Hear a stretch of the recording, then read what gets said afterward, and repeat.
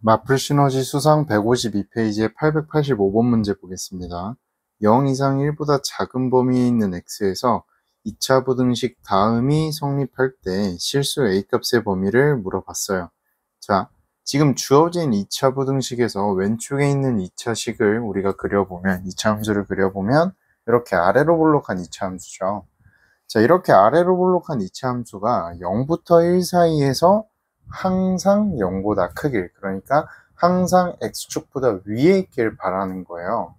그럼 우리는 얘를 여러 가지 경우를 나눠서 좀 생각을 해볼 필요가 있겠죠. 자, 왜냐면요, 그냥 가령 되게 쉽게 조금 생각을 해볼게요. 좀 간단하게 0하고 1이 이 범위에 있는 거예요. 잠시만요. 0하고 1이 쉽게 그냥 여기랑 여기 이렇게 있는 거예요.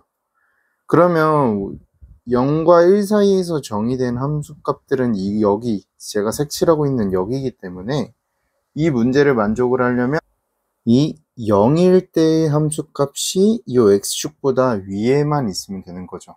이 0일 때의 함수값이 x축보다 위에 있다면 당연히 다른 값들은 전부 다 x축보다 위에 있을 거니까요. 그럼 이번에는 0하고 1이 어디 있는 거냐? 이번에는 또 0하고 1이 여기 있다고 생각을 해볼게요. 0하고 1.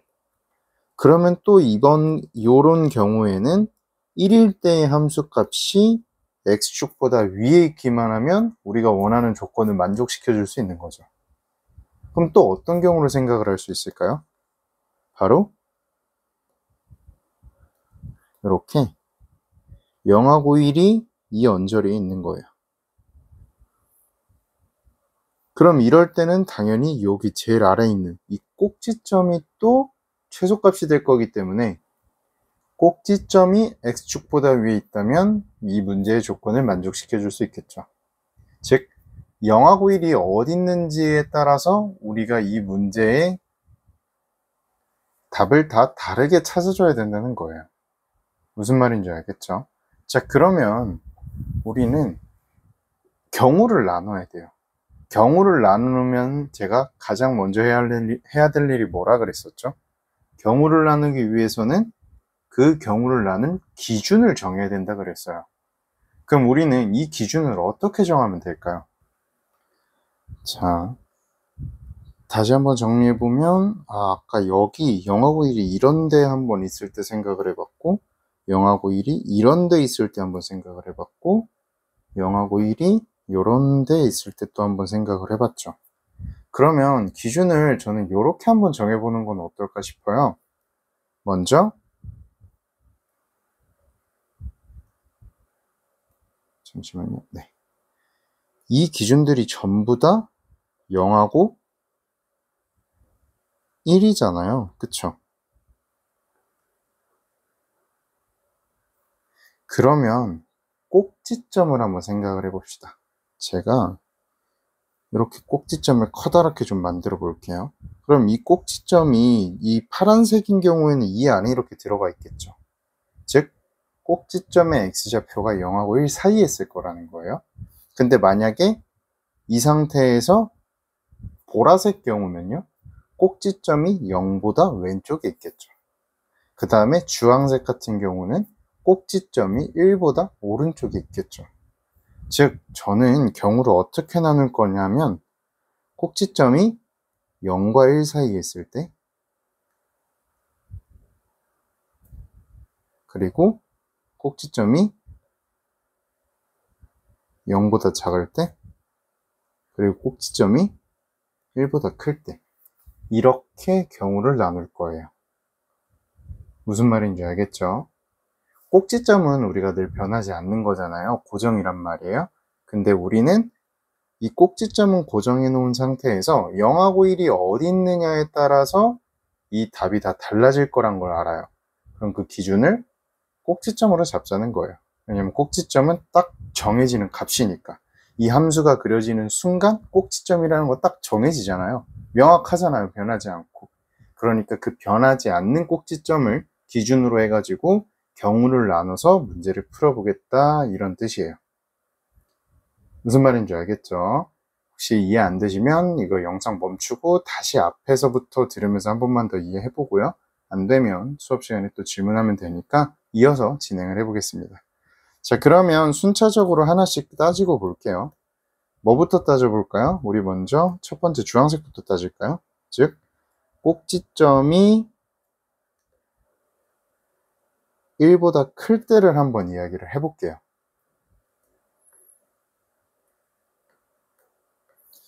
그러면 이때의 꼭지점이 1보다 커야 되기 때문에 우리는 먼저 뭘 해야 돼요? 네, 꼭지점을 찾아줘야겠죠. 꼭지점을 찾아줄 거예요.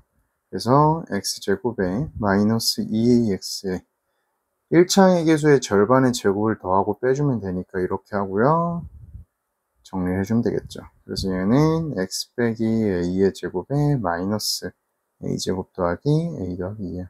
그러니까 꼭지점의 x좌표는 지금 a란 말이에요.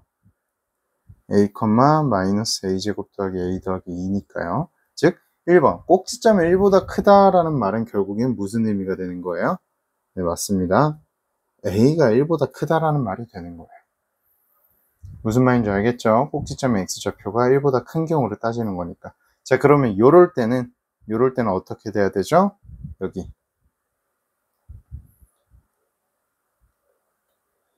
이 1일 때의 함수값이 x축보다 위에 있으면 되죠. 즉 f1이 0보다 크기만 하면 되는 거예요. 자, 그럼 우리는 f1을 찾아주면 되겠죠. 아, 죄송합니다. 제가 f를 설정을 안 하고 마음대로 했네요. 요 2차 함수를 fx라고 이야기를 하겠습니다. 그러면 1일 때의 함수값이 0보다 크면 되는 거예요. 그럼 1을 대입을 해줄게요. 1 빼기 2a 더하기 a 더하기 2가 0보다 크다. 그러니까 무슨 말이죠? 마이너스 a 더하기 3이 0보다 크다. 따라서 a가 3보다 작다. 그럼 a가 1보다 클 때 a가 3보다 작다. 이렇게 되죠. a가 3보다 작다라는 결과가 나왔기 때문에 우리는 여기서 a는 1보다 크고 3보다 작다라는 걸 알 수 있는 거예요. 어떻게 하는 건지 알겠죠? 그럼 이제 두 번째, 이 꼭지점이 범위 파란색 부분일 때랑 꼭지점이 보라색보다 왼쪽에 있을 때랑 이 경우 똑같이 다 따져주면 되는 거예요. 자, 그럼 이제 이 두 다른 경우들로 넘어가기 전에 앞서서요, 한 가지 짚고 넘어갈 게 있어요. 어떻게 보면 이 문제가 어렵다고 이야기할 수 있는 이유기도 하거든요. 자, 여기 보세요. 3일 때. 제가 한번 질문을 던져볼게요. 이거 3일 때 포함이 될까요? 안 될까요? 이거 한번 영상 멈추고 조금 생각을 해보실래요? 자, 생각을 하셨으면요. 지금 우리가 그림으로 해석을 할 때는 요 1일 때 함수값이 당연히 이 x축보다 위에 있어야 된다라고 생각을 하고 이야기를 했어요. 그렇죠. 왜냐면 0부터 1일 때에 0보다 위에 있어야 되니까. 0과 크거나 같은 게 아니라 0보다 커야 되는 거니까 1일 때의 함수값이 0보다 크다라고 하고 푼 거예요. 하지만 이거 조심하셔야 되는 게 이거 3일 때가 포함이 됩니다. 자, 왜냐면요. 바로 요 1일 때는요. 사실 이렇게 뚫려 있는 거예요. 왜냐? 여기에 0 이상 1 이하라고, 1 미만이라고 적어 놨거든요. 그러니까 우리가 요거를 정확히 표현을 하면 이렇게 되는 거예요. 여기는 새카맣게 쭉 따라 내려와서 여기는 빵 뚫리게. 이러한 영역이 0보다 크길 원하는 거니까 정확히 1일 때 요거 x축 옮길게요. 정확히 1일 때 이렇게 x축에 걸쳐도 포함이 안 되는 거죠. 그러니까 0보다 큰 거죠. 즉 1일 때의 함수값은 0이어도 된다라는 거예요. 무슨 말인지 알겠죠? 왜냐면 1에 빵꾸가 뚫려 있으니까. 만약에 이 문제가 여기가 이렇게 등호가 있었다면요. 1일 때의 함수값도 0보다 커야 돼요. 하지만 이미 여기서 뚫려 있기 때문에 정확히 1일 때 함수값은 0이어도 된다라는 겁니다. 이 문제가 여기서 조금 주의해야 될 거예요. 뭐 물론 처음부터 제대로 딱 캐치를 했을 수도 있지만 혹여나 실수를 했을까봐 한 번 더 언급을 하는 겁니다. 그래서 여기는 3이 들어가 줘야 돼요. 무슨 말인지 알겠죠? 자, 그 다음에 이제 두 번째, 꼭지점이 0과 1 사이에 있을 때를 한번 이야기를 해볼게요. 그러니까 이거는 A가 0과 1 사이에 있는 경우를 따져보겠다는 거죠. 자, A가 0과 1 사이에 있으려면요, 결국엔 그 꼭지점의 함수값이 0보다 커야 돼요. 얘는 0보다 커야겠죠. 왜냐면 그 꼭지점인 순간의 함수값은 포함이니까요. 포함이니까 0보다 크려면 그 꼭지점인 순간의 함수값이 0보다 커야 되는 거예요. 네, 말이 어렵죠. 여기 꼭지점인 순간에 이렇게 새카맣게 칠해지는 이 함수값이 이렇게 0보다 붕 떠 있어야 된다는 거죠. 즉 여기 좀 구분선을 지어주고 마이너스 a제곱 더하기 a 더하기 2가 0보다 커야 된다는 거예요.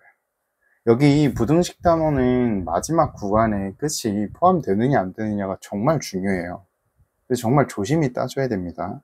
특히 뭐 이 문제 같은 경우야 객관식이기 때문에 내가 만약에 답을 구해놨는데 안 나와요. 뭐지? 왜 보기에 내가 찾는 답이 없지? 이러면 내가 뭔가 구간의 포함 여부를 실수를 했구나 하고 오류를 찾을 수 있겠죠. 하지만 이게 이제 뭐 주관식 혹은 단답식으로 나와버리면 이제 그 순간 그게 답이 되는 거예요. 그러니까 처음에 한번 할 때 꼼꼼하게 잘 따지셔야 됩니다. 자, 얘 같은 경우는 마이너스 a제곱 더하기 a 더하기 2가 포함이기 때문에 얘가 0보다 커야겠죠. 0이랑 같아버리면 문제에 어긋나는 겁니다. 즉 마이너스 a제곱 더하기 a 더하기 b가 0보다 크려면요, a제곱 마이너스 a 마이너스 2가 0보다 작고요, a 마이너스 2, a 더하기 1이 0보다 작아요. 따라서 마이너스 1, 2 이렇게 되겠죠. 근데 이러한 결과물은 어디서 나온 거예요? a가 0과 1 사이다 라는 데에서 나온 거죠. 그럼 이 둘의 공통 범위를 찾아주면 어디가 돼요? 그냥 바로 이게 되는 거예요. 그래서 여기서 찾는 답은 이게 되겠죠. 요거랑 일단 요거. 자, 그럼 이제 마지막은 뭐 하면 돼요? 네, 맞아요. 세 번째, 꼭지점이 0보다 작을 때. 요 경우를 또 해주면 되는 거예요. 자, 그럼 이번엔 잘 따져야겠죠. 자, 꼭지점이 0보다 작아요. 그러면 0일 때의 함수값이 0보다 크면 되는 거죠.